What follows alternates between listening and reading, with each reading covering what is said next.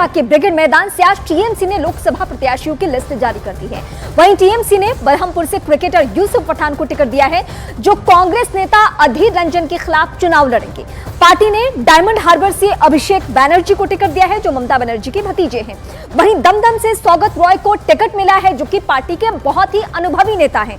हावड़ा से फुटबॉलर प्रसून बनर्जी को टिकट मिला है। बर्धमान दुर्गापुर से कीर्ति आजाद को टिकट मिला है और अभिनेता देव को टिकट मिला है। झारग्राम से पद्मश्री कालीपत सोरेन को टिकट मिला है और बीरभूम से शताब्दी रॉय को टिकट मिला है। ये वो चेहरे हैं जो टीएमसी के फाइब्रेंट नेता माने जाते हैं। इस वक्त ये बड़ी खबर हम आपको बता रहे हैं। बहरमपुर থেকে তৃণমূল কংগ্রেসের প্রার্থী, বাংলার প্রার্থী, ভারতবর্ষের অন্যতম ক্রিকেটের তারকা কেকেআর টিমেও দীর্ঘদিন খেলেছেন। আমাদের সকলের অত্যন্ত প্রিয় এবং জনপ্রিয় ক্রিকেটার ইউসুফ পাঠান বহরমপুর থেকে লড়াই করবেন। ইউসুফ পাঠান। टीएमसी ने बरहमपुर से क्रिकेटर यूसुफ पठान को लोकसभा प्रत्याशी के तौर पर उतार दिया है। ये वही सीट है जहां से कांग्रेस के अधीर रंजन चुनाव लड़ते हैं। कांग्रेस के साथ गठबंधन नहीं हो पाने के बाद टीएमसी अकेले पश्चिम बंगाल में लोकसभा का चुनाव लड़ने के लिए उतर रही है। हालांकि कांग्रेस ने अभी अपने उम्मीदवारों के नाम जाहिर नहीं किए हैं, लेकिन माना यह जा रहा है कि यूसुफ पठान को अधीर रंजन के खिलाफ उतारा गया है। इस वक्त सबसे बड़ी खबर मैं आपको बता रहे हैं, ममता बनर्जी की स्ट्रैटेजी इस पहली लिस्ट के जरिए पता भी चल रही है। हालांकि वो पहली नेता थी इंडी गठबंधन की जो कि खुलकर ये बोल चुकी थी कि मैं अकेले चुनाव लड़ने वाली हूं। एकला चलो की राह पर ममता बनर्जी आ गई थी और इस वक्त हम आपको ग्राउंड की तस्वीरें दिखा रहे हैं, जहां हजारों कार्यकर्ताओं के बीच में ये लिस्ट जारी की गई। लेकिन बशीरहाट को लेकर एक सस्पेंस है। बशीरहाट जो कि नुसरत जहां से चुनाव लड़ती थी, उनका टिकट कट चुका है। उसकी जगह पे हाजी नुरुल इस्लाम को टिकट दिया गया है। नुसरत जहां वो चेहरा थी जो कि पार्टी की तरफ से फायरब्रांड नेता मानी जाती थी। और बंगाल के मैदान से टीएमसी ने किन किन उम्मीदवारों को उतारा है, वो जल्दी से आपको इस वक्त एक एक करके हम आपको दिखाते हैं। वो बड़े चेहरे कौन कौन से हैं अधीर रंजन के खिलाफ।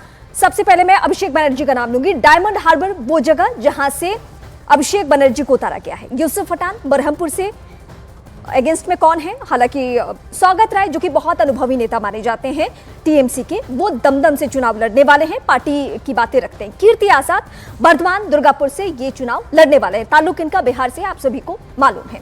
इसके अलावा अगला चेहरा कौन है टीएमसी की तरफ से, उस पर भी हम फोकस करते हैं। शत्रुघ्न सिन्हा आसनसोल, बॉलीवुड से नाता, बिहार से रिश्ता और चुनाव लड़ रहे हैं आसनसोल से।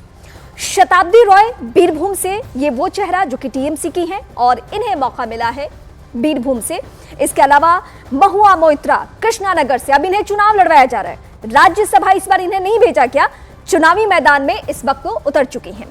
तो ये बड़े नाम कौन कौन है, ये इस वक्त हम आपको बता रहे हैं।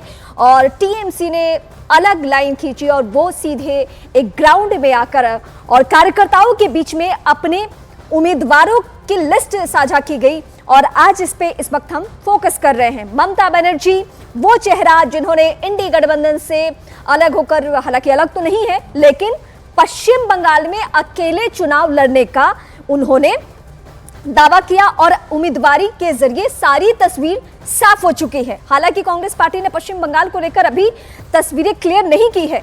अधीर रंजन चौधरी के खिलाफ सीधे सीधे एक क्रिकेटर को उतार दिया गया है, यूसुफ पठान को उतार दिया गया है। तो इससे स्ट्रैटेजी साफ है कि ममता बनर्जी आने वाले दिनों में ना सिर्फ बीजेपी बल्कि कांग्रेस को लेकर भी हमलावर होंगी। एक बार बड़ी बातें, बशीरहाट से नुसरत जहां का टिकट कट चुका है। नुसरत जहां से पहले हाजी नुरुल सांसद थे और फिर से उन्हीं को मौका मिला है। ममता सरकार में 2 मंत्रियों को टिकट मिला है। मंत्री पार्थ भौमिक और विप्लव मित्रा को भी टिकट मिला है। ये बड़ी बातें हम आपको बता रहे हैं। बशीरहाट से नुसरत जहां का टिकट कट चुका है, बशीरहाट वही है जो संदेश खाली का मुद्दा गरमाया हुआ है।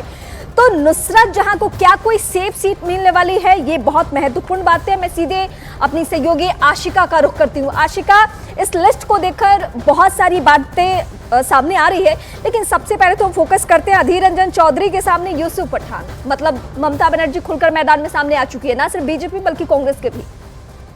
बिल्कुल बड़ी बड़ी चुनौती रीमा दे दी है अधीर रंजन को ममता बनर्जी ने। यूसुफ पठान जो कि न सिर्फ वो जो इलाका है ना मुर्शिदाबाद का, बरहमपुर का, वहाँ पर बड़ी संख्या में जो मुसलमान वोटर हैं उनको रिझाने के लिए, उनको काटने के लिए ये बड़ा दांव ममता बनर्जी का। और यूसुफ पठान बहुत ही पॉपुलर खिलाड़ी, उनको मैदान में खड़ा करना अधीर रंजन चौधरी के लिए ये टेढ़ी खीर होगी, क्योंकि अधीर से ही सबसे ज्यादा नाराजगी टीएमसी को थी।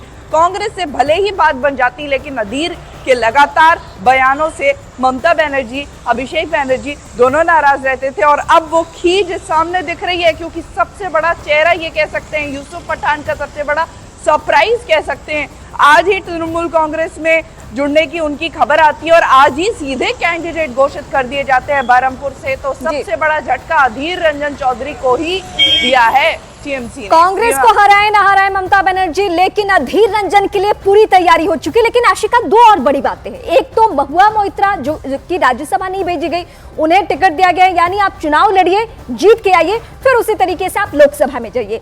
लेकिन एक और बड़ी बात हुई है, नुसरत जहां का टिकट क्यों कटा है बशीरहाट से? नुसरत जहां हाल ही में जो संदेश खाली की घटना हुई उसको लेकर के काफी विवादों में रही। वैलेंटाइंस डे था, जब संदेश खाली जल रहा था तब वो वैलेंटाइंस डे मना रही थी अपने मित्र के साथ, तो वो तस्वीरें वायरल हुई।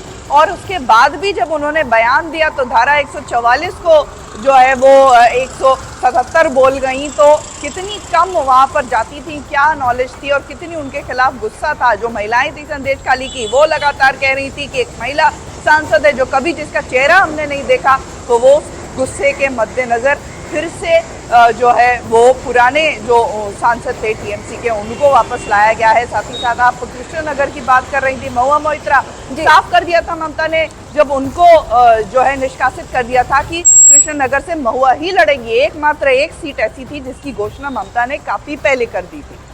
अब ये जो चेहरे अब दिख रहे हैं, ये जो लिस्ट दिख रही है, उसके हिसाब से हम क्या मान के चले?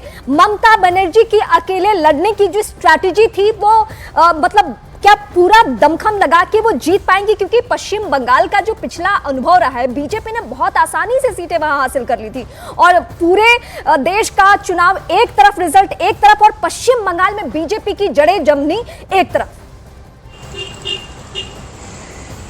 देखिए, निश्चित तौर पर बीजेपी की लिस्ट अभी पूरी तरह से नहीं आई है। करीब 19 सीटों पर अभी उनके उम्मीदवार कौन होंगे ये साफ हो पाया है, और जब बाकी के उम्मीदवारों के नाम आएंगे तब स्थिति और साफ होगी। लेकिन ये साफ है कि काफी पॉपुलर जो चयन है ममता बनर्जी का रहा है, चाहे टीवी पर्सनालिटी रचना बनर्जी जिनको लॉकेट चैटर्जी से लड़ा रहे हैं, लॉकेट पिछली बार काफी कम वोटों से जीती थी, उसके अलावा बात करें तो मेदिनीपुर से अभिनेत्री जून माल्या, उनको मैदान में लाया गया है। फिलहाल वहां से दिलीप घोष भाजपा के नेता, वो सांसद हैं, उन्हें टिकट मिलेगा नहीं मिलेगा ये बात की बात है, लेकिन जून माल्या पहले से ही एक कड़ा मुकाबला वहां पर। और प्रकाश बारीक जो कि ममता बनर्जी ने अपने तरफ से पूरी कोशिश की है कि ये चेहरा जिताऊ साबित हो। आने वाला वक्त ये सब कुछ तय करेगा। आशिका, फिलहाल शुक्रिया।